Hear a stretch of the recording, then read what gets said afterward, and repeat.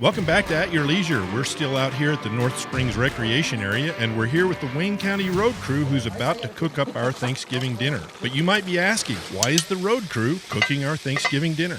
There's not a Panda Express on the Robbers Roost area, but you learn how to cook for yourself down there when there's nothing else to eat but what you cook. So you either cook it good or you eat garbage.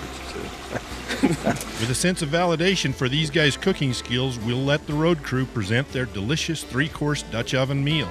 So tell us what's on the menu today, Rhett. On today's menu, we're gonna have honey mutton. It's honey lamb, honey mutton.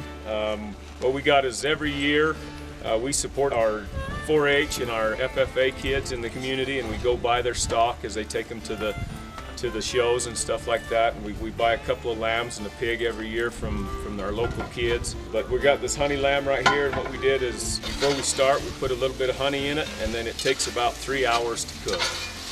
And you bring it up, you boil it up, and you take it down, you keep adding water to it until that honey crystallizes inside the meat. Makes it really, really good.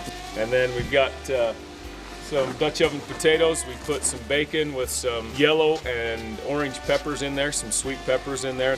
That bacon's gonna cook just a little bit more.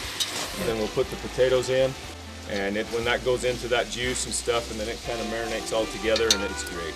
It's awesome. And then we've got some cubed potatoes over here that we're making out of old farming disc that Ed made.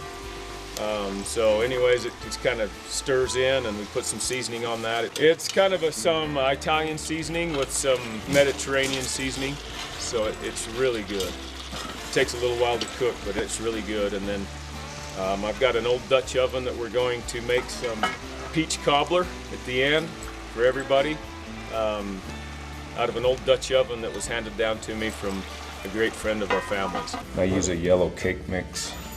Are you mixing it like you would cake? I didn't see put eggs or anything in it. No, just the powder. Just the I powder. want this to be too thin. We want to leave it a little bit thick so it will stay on top of the peaches. So the peaches would actually be in the bottom, and then the cake will cook on top. So we want that pretty thick, and you don't want to stir it too much. So that's perfect right there. Leave it just like that. This is homemade peach pie filling that she made.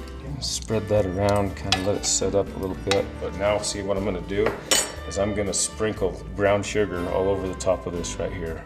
And then I'm gonna put the cake mix on top of that. And I'm gonna put some butter on top of it. Just like that. We'll go get my briquettes mounted everywhere. I like to do about 8 or 10 on the bottom. And then the top, I like to do about 20, 18 to 20 good charcoals on top. Because we want it to cook from the top down. Spread them out evenly as you can. It's going to take about 30 minutes, 35 minutes. So, Rhett, how do our viewers get you to come cook their Thanksgiving dinner? Unfortunately, the road department is probably not out for hire for Dutch oven, but you can call the commissioners and ask them. Looks like you'll have to cook your own cobbler this Thanksgiving, but be sure to stay tuned because later in the show, we're going to find out just how delicious this meal really is.